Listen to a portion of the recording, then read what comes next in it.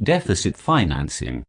Deficit financing is practiced whenever government expenditure exceeds government receipts from the public, such as taxes, fees, and borrowings from the public. Such an excess of government expenditure can be financed either by drawing down the cash balances of the government or by borrowing from the central bank. Two aspects of deficit financing. Deficit financing as an income-generating expenditure has two aspects. 1. Pump priming.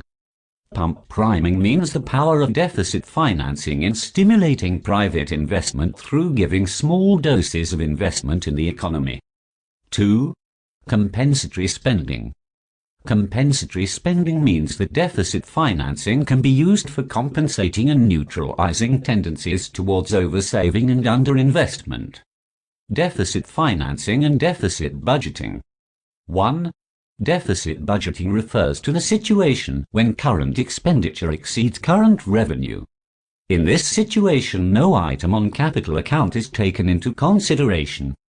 2. On the other hand, when we take into consideration not only current receipts, but also receipts on capital account, for example, public borrowing, and the gap between receipts and expenditure is covered by deficit financing. Uses of deficit financing. 1. For prosecuting a war. During the state of war, the government has to finance the purchase of arms and ammunition through deficit financing. Deficit financing during war is very injurious for the economy. Private investments and savings are at their worst level. 2. For fighting depression. Deficit financing can be really helpful for the government during the period of depression. It can stimulate private consumption and investment. The government can increase its own expenditure on public works program. The government's tax revenue remains constant, but its expenditure has gone up. Therefore, the deficit has to be met by borrowings. In this case, as government investment rises, the level of national income and employment also increases by more than the proportionate increase in government investment. Deficit financing can be used to create additional employment when the economy is suffering from a deficiency of effective demand. 3. For financing economic development. The economic problems faced by underdeveloped countries are different from that of advanced countries.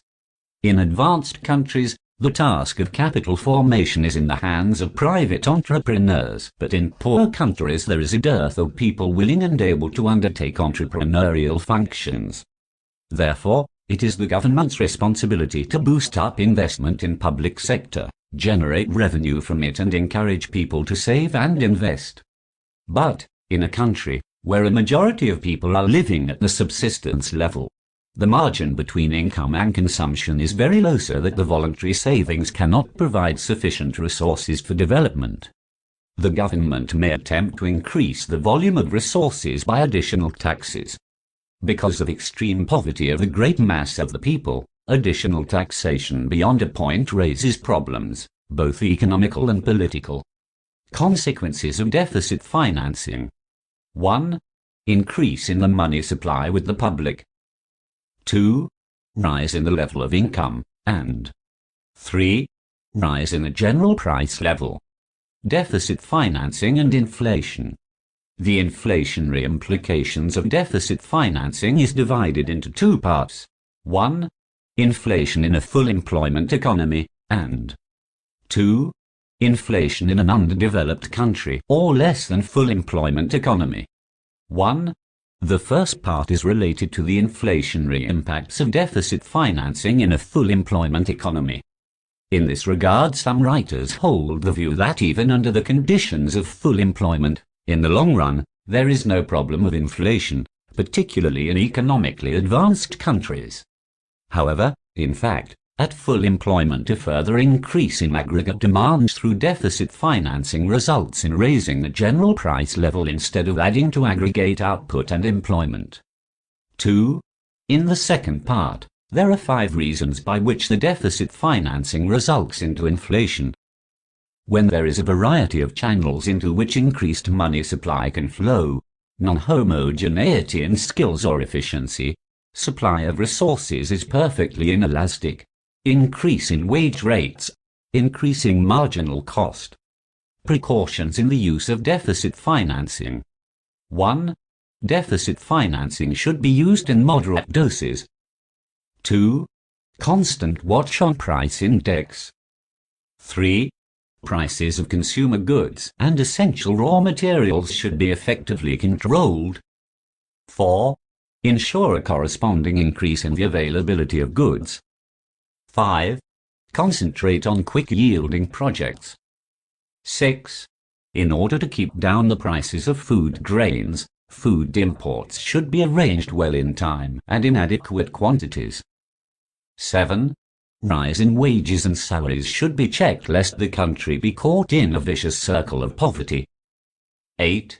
Excess money supply should be mapped up through taxation and borrowings. 9. Ensure clean and efficient administrative system tackling the difficult economic situation with wholehearted cooperation from the people. Measures to minimize inflationary pressure of deficit financing. 1. Proper disinflationary fiscal policy. 2. Restrictive monetary policy to control non-essential private investment. 3. Economic controls through selective credit control, physical and fiscal controls, in order to influence the behavior of private investment and channelize it into desirable lines. 4. Proper allocation of resources with major focus on agriculture and small and medium-scale industries. And 5. Developing import surpluses for increasing the supply of goods. Anti-inflationary fiscal policy. Fiscal policy with respect to inflation includes all the measures of a monetary nature which the executive branch of the government adopts in connection with a. Government spending, b. Taxes, and c. Public borrowing. Fiscal policy has come to be recognized as the potentially most powerful instrument of economic stabilization. A. Government spending. During inflation, the government is supposed to decrease its own spending to counteract an increase in private spending. The government must simultaneously reduce expenditures and increase revenues to achieve a cash surplus to be used in an anti-inflationary manner. B. Taxes. It is axiomatic that during inflation the existing tax structure should be retained, that tax cuts should be resisted, and the new taxes should be adopted or tax rates increased, if possible, to reduce the amount of spendable money in the hands of general public. But care must be taken not to deflate the money incomes of the country via taxation so much as to provoke a recession of economic activity. C. Savings. Saving is a type of public borrowing which has a deflationary effect on the money supply and effective demand. The most effective anti-inflationary public borrowing takes the form of compulsory saving.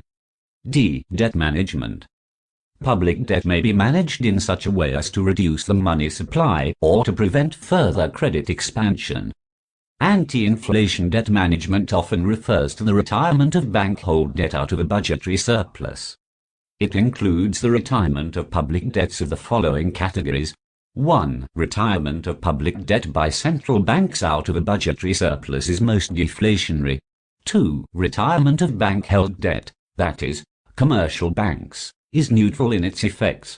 3. Retirement of a maturing portion of debt held by the non-bank public, which has also a neutral effect. E. Gold sterilisation. Whenever the gold inflow is deemed too dangerously inflationary in effect, the government may decide to sterilize gold in order to keep bank reserves from increasing gold acquisitions. F. Overvaluation. In order to control domestic inflation, a country might maintain the overvalued exchange value of its currency, that is, an expensive currency relative to foreign currency. An overvalued currency is anti-inflationary in effect for 3 reasons, namely, 1. Because of its discouraging effect on exports and decreasing effect on domestic money incomes. 2. Because of its encouraging effect on imports and increasing effect on import expenditure. 3. Because of its cheapening effect on the price of those foreign materials which enter into the domestic cost of product of its preventive effect on the upward cost price spiral. Concepts and principles of federal finance. Federal finance seeks to maximize total welfare. The economic welfare in an underdeveloped region in a federation can be increased by the diversion of resources from the developed regions. The general principle to maximize economic welfare is that each regional or state government should try to equate marginal social benefit, MSB, with marginal social cost, MSC.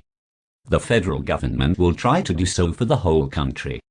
Thus, the principle of federal finance would be MSBA equals MSBB equals MSBC, and so on. MSCA equals MSCB equals MSCC, and so on. Equalizing of MSB and MSC would require a substantial inter-area transfer of resources in a federation for achieving what Professor Buchanan calls interpersonal equity.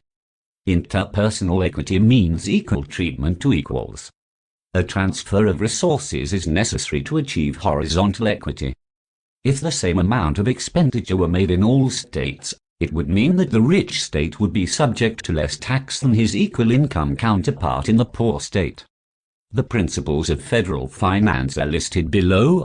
1. No discrimination in levying taxes among the states. It implies uniformity of taxation. 2. Independence of federal finance to impose taxes and spend. 3.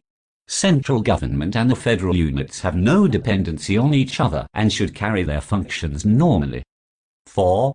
Resources should be capable of expansion as the requirements increase. 5. Efficient economy, that is, minimum tax evasion, effective tax collecting system, minimum cost of tax collection, minimized adverse effects on trade and industry, etc. 6. Provision for grants and aid to meet resource deficits.